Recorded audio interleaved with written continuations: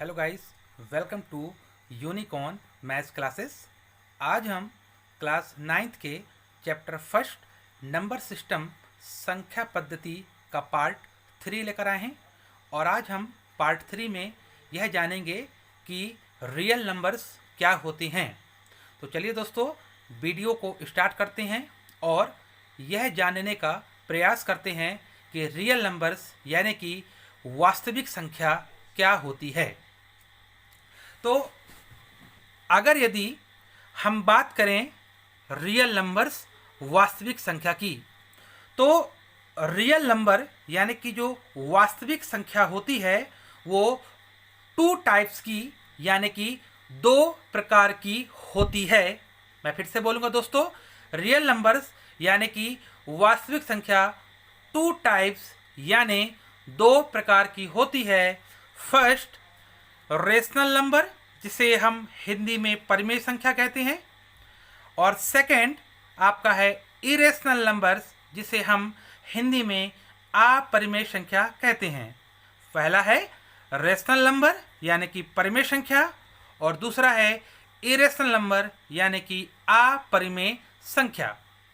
तो चलिए दोस्तों, अब बारी बारी से यह जानने का प्रयास करते हैं कि रेशनल और इरेशनल नंबर क्या होते हैं। तो इसमें से आपका जो पहला नंबर है वह है आपका है रेशनल नंबर जिसे हम हिंदी में वास्तविक संख्या भी कहते हैं। तो सबसे पहले जानते हैं रेशनल नंबर की डेफिनेशन यानी उसकी परिभाषा। तो रेशनल नंबर की डेफिनेशन होती है अ number a number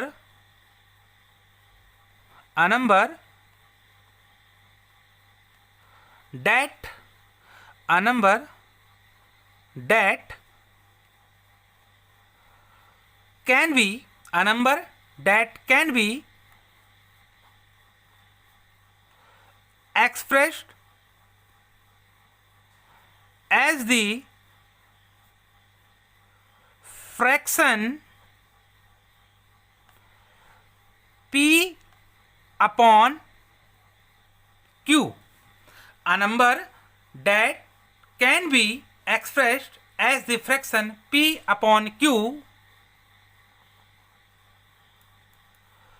where P and Q are integers and Q is not equal to 0। तो हमने रेशनल नंबर की डेफिनेशन लिखी, a number that can be expressed as the fraction P upon Q where P and Q are integers and Q is not equal to 0। तो इसका मतलब यह हुआ दोस्तों, हम उन्हीं नंबर्स को रेशनल नंबर या परिमेय संख्या कहेंगे जो फ्रैक्शन P अपॉन Q के फॉर्म में होगा। हम उन्हीं नंबर्स को रेशनल नंबर कहेंगे जो फ्रैक्शन या रेशो P अपॉन Q के फॉर्म में या रूप में होगा। अब यदि आपको फ्रैक्शन के बारे में नहीं पता तो मैं फ्रैक्शन के बारे में समझा देता हूं। दोस्तों, फ्रैक्शन का मतलब होता है न्यूमरेटर अपॉन डिनोमिनेटर। फ्रैक्शन का मतलब होता है न्यूमरेटर अपॉन डिनोमिनेटर यानी कि अंश बटा हर। फ्रैक्शन जो होता है वो न्यूमरेटर और डिनोमिनेटर यानी कि अंश बटा हर के रूप में या फॉर्म में होता है। जैसे कि हमने यहाँ पे डेफिनेशन में फ्रैक्शन लिया है P अपॉन Q। हमने डेफिनेशन में फ्रैक्शन लिया है P अपॉन Q। तो ये जो ऊपर वाला जो भाग है, ऊपर में कौन है? ऊपर में P है, तो P को हम यहां बोलेंगे न्यूमरेटर, और नीचे में कौन है? नीचे में आपका Q है, तो इसे हम डिनोमिनेटर बोलेंगे। यानी P यहाँ पे आपका क्या है? न्यूमरेटर यानी अंश, और यहाँ पे Q क्या है? आपका डिनोमिनेटर यानी वो हर है। यानी कि फ्रैक्शन जो होता है वो न्यूमरेटर अपॉन डिनोमिनेटर यानी अंश बटा हर के फॉर्म में होता है।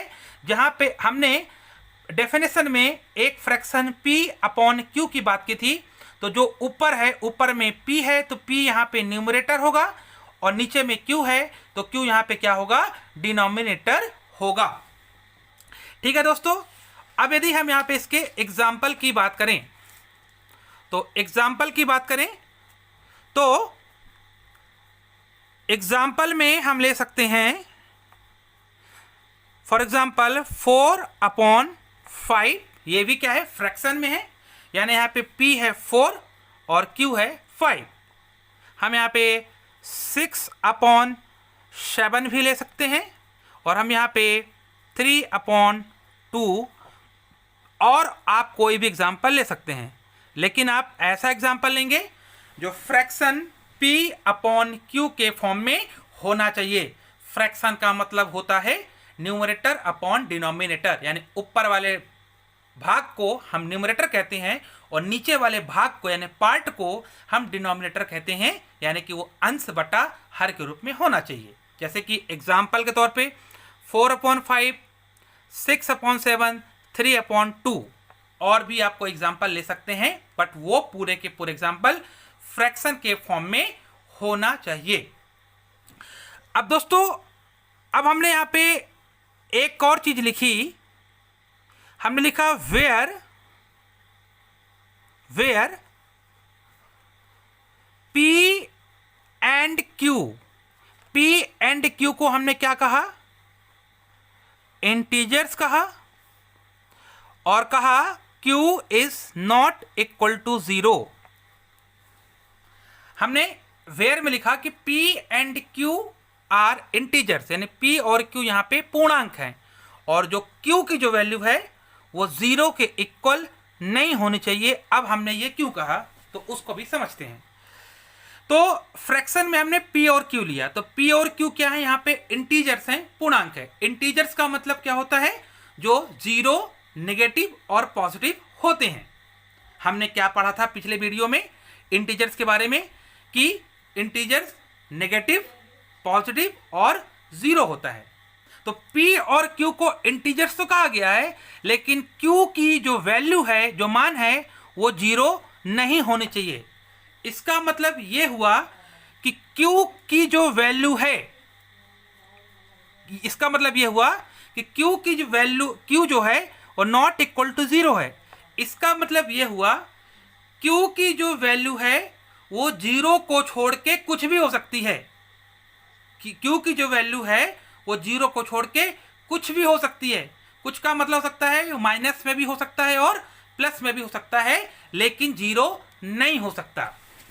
तो दोस्तों, अब यहाँ पे Q की जो वैल्यू है वो 0 क्यों नहीं हो सकती, उसका यहाँ पे हम देखते हैं उसका रीज़न, कि ऐसा क्या इसका रीज़न है कि आपका जो Q की जो वैल्यू है वो 0 नहीं हो सकती। तो उसका रीज़न हम जानते हैं। तो जैसे मान लीजिए दोस्तों, मैंने एक एग्जाम्पल लिया 7 अपॉन 0 लिया। ठीक है, ये क्या है? ये एक फ्रैक्शन है 7 अपॉन 0। यहाँ हम बोल सकते हैं कि P की वैल्यू 7 है और यहाँ पे Q की वैल्यू 0 है। ठीक है, अब हमने कहा कि Q की वैल्यू 0 नहीं हो सकती। क्यों नहीं हो सकती, उसका रीजन सुनिए आप। अब मैंने एक एग्जांपल लिया 7 अपॉन 0 लिया। ठीक है दोस्तों, तो इस केस में P की वैल्यू हो जाएगी 7 और Q की वैल्यू हो जाएगी 0। यानी यहाँ पे न्यूमरेटर है 7 और डिनोमिनेटर है 0। अब यहाँ पे Q की वैल्यू हमने 0 ले ली। तो यदि पूरे मैथमेटिक्स में पूरे मैथमेटिक्स में यदि आपका डिनोमिनेटर यानी क्यू, पूरे मैथमेटिक्स में यदि आपका डिनोमिनेटर यानी कि क्यू यदि 0 हो जाएगा तो आंसर उसका आएगा इनफाइनाइट, जिसे हम हिंदी में अनंत बोलते हैं। यदि आपका डिनोमिनेटर यानी क्यू 0 हो गया तो 0 का मतलब ये होता है कि हम किसी भी नंबर को यदि हम 0 से डिवाइड करते हैं तो उसका आंसर हमेशा आता है इनफाइनाइट यानी अनंत। और इनफाइनाइट यानी अनंत का मतलब होता है नॉट पॉसिबल। क्या होता है? Not possible. और नॉट पॉसिबल का मतलब ये हुआ कि आपका जो क्वेश्चन है वो अब आगे सॉल्व नहीं हो सकता। ठीक है दोस्तों, मैं फिर से बोलूंगा कि यदि आपका डिनोमिनेटर यानी कि क्यू 0 हो गया तो उस कंडीशन में आपका जो आंसर होगा वो इनफाइनाइट आएगा। और इनफाइनाइट का मतलब होता है नॉट पॉसिबल, और नॉट पॉसिबल का मतलब होता है कि अब आपका क्वेश्चन आगे सॉल्व नहीं हो सकता। इस कारण से या इसी कारण से आपका जो डिनोमिनेटर यानी जो क्यू की जो वैल्यू है वो 0 नहीं हो सकती। 0 होगी तो आपका जो आंसर है वो इनफाइनाइट यानी अनंत हो जाएगा। और अनंत का मतलब होता है नॉट पॉसिबल, यानी अब आपका क्वेश्चन आगे सॉल्व नहीं हो सकता। इसी कारण से, इसी रीजन से आपका जो डिनोमिनेटर है यानी जो क्यू है उसकी वैल्यू 0 नहीं हो सकती। ठीक है दोस्तों, समझ गए आप? अब चलते हैं एक और इम्पॉर्टेंट चीज की। इसी में रेशनल नंबर में ही एक सबसे इम्पॉर्टेंट बात है, उसको आप नोट के रूप में लिख सकते हैं।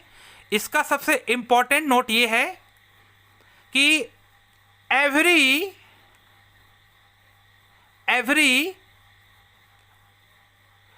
integers is a rational numbers। Rational number का एक सबसे इंपॉर्टेंट नोट ये है कि every integer is a rational number, यानी कि सभी इंटीजर्स रैशनल नंबर होते हैं। सभी इंटीजर्स रैशनल नंबर होते हैं। क्यों होते हैं भाई?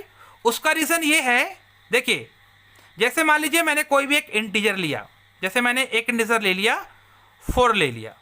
अब 4 क्या है? इंटीजर है, बट इसे मैं रेशनल फॉर्म में बदल सकता हूं, चेंज कर सकता हूं। मैंने अभी आपको ये नोट लिखाया कि every integer is a rational number, यानी सभी इंटीजर्स रैशनल नंबर होते हैं। वो क्यों होते हैं? आप देखिए, मैंने एक एग्जांपल लिया 4 एक इंटीजर है, लेकिन हम इसे रेशनल फॉर्म में बदल सकते हैं। और रेशनल का मतलब होता है P/Q फ्रैक्शन के फॉर्म में। तो किसी भी इंटीजर को फ्रैक्शन में हम कैसे बदल सकते हैं? तो कोई भी यदि आपके पास इंटीजर दिया है तो उस इंटीजर के नीचे बस आप 1 लगा दीजिए, तो वो आपका बन जाएगा रेशनल फॉर्म में। ठीक है दोस्तों, तो यहाँ पे ये आपका P है और आपका ये Q है। सेकंड में कोई और इंटीजर लेता हूँ, जैसे मैंने 7 ले लिया। 7 एक इंटीजर है, बट हम 7 को रैशनल फॉर्म में कन्वर्ट कर सकते हैं, यानी हम इसको ले सकते हैं 7/1। इनफैक्ट यहाँ तक कि 0 भी क्या है? एक इंटीजर है, और इसे भी हम रैशनल फॉर्म में बना सकते हैं। कैसे? इसके नीचे 1 को लिख के।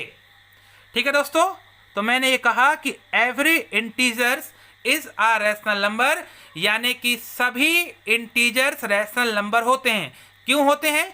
क्योंकि आपके पास यदि आप कोई भी इंटीजर्स लेते हैं तो उस इंटीजर्स को हम रैशनल नंबर में बदल सकते हैं, कन्वर्ट कर सकते हैं। कैसे कर सकते हैं?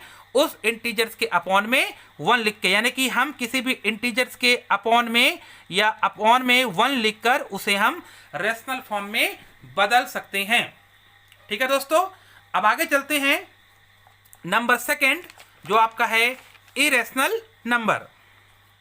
अब ये इरेशनल नंबर क्या होता है तो इसको अपन देखते हैं। सेकंड आपका यहां पे आ जाएगा इरेशनल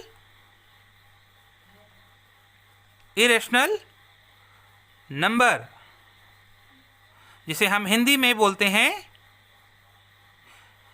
अपरिमेय संख्या। तो सबसे पहले हम इसकी डेफिनेशन लिखते हैं। तो इरेशनल नंबर की डेफिनेशन होती है a number that can not be a number that cannot be expressed as the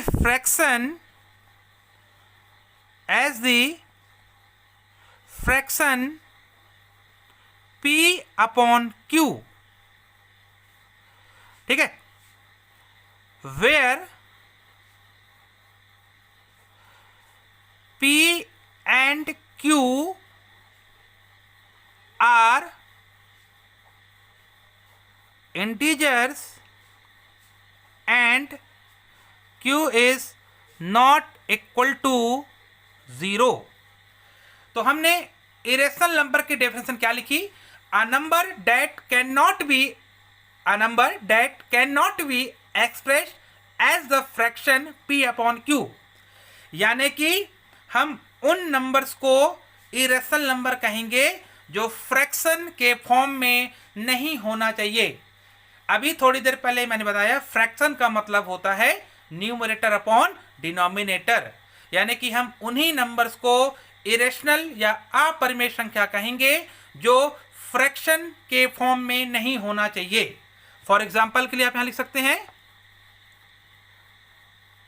जैसे 4.5 आप लिख सकते हैं। ये आपका कैसा है? आपका ये आपका फ्रैक्शन के फॉर्म में नहीं है, यानी 4.5 क्या हुआ? आपका इरेशनल हुआ।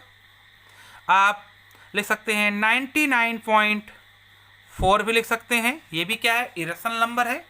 इसके अलावा √2, √3, √5, √7, √11, √13 और 1.343434 etc। तो यहाँ पे 4.5 99 ठीक है, तो यहाँ पे 4.5 99.4 √2 √3 √5 √7 √11 √13 और 1.343434 ये सभी के सब ये सभी इरेशनल नंबर यानी अपरिमेय संख्या के एग्जाम्पल हैं। तो आज दोस्तों हमने पार्ट 3 में सबसे पहले पार्ट 3 में हमने बात की थी रियल नंबर की। तो मैं एक बार फिर से आपको रिवाइज कर देता हूं कि जो रियल नंबर जो होते हैं वो दो टाइप के होते हैं, एक होता है रेशनल और एक आपका होता है इरेशनल यानी कि परिमेय संख्या और अपरिमेय संख्या। तो रेशनल नंबर का मतलब क्या होता है? हम उन्हीं नंबर्स को रेशनल नंबर कहेंगे जो कि फ्रैक्शन p अपॉन q के फॉर्म में होगा। इसके अलावा इसके सबसे इंपॉर्टेंट चीज में हमने क्या लिखी थी कि every integers is a rational number, यानी सभी इंटीजर्स रेशनल नंबर होते हैं। तो आपके सामने कोई भी इंटीजर्स यदि लिख दिया जाए तो मतलब वो आपका रेशनल नंबर होगा, यानी कि हम इंटीजर्स को रेशनल नंबर में कन्वर्ट कर सकते हैं। इसके अलावा हमने सेकंड में बात की थी इरेशनल नंबर की। तो इरेशनल नंबर का मतलब क्या होता है कि हम उन्हीं नंबर्स को इरेशनल नंबर कहेंगे जो फ्रैक्शन p अपॉन q के फॉर्म में नहीं होगा। आप उसके एग्जाम्पल देख सकते हैं। एग्जाम्पल में क्या क्या है भाई?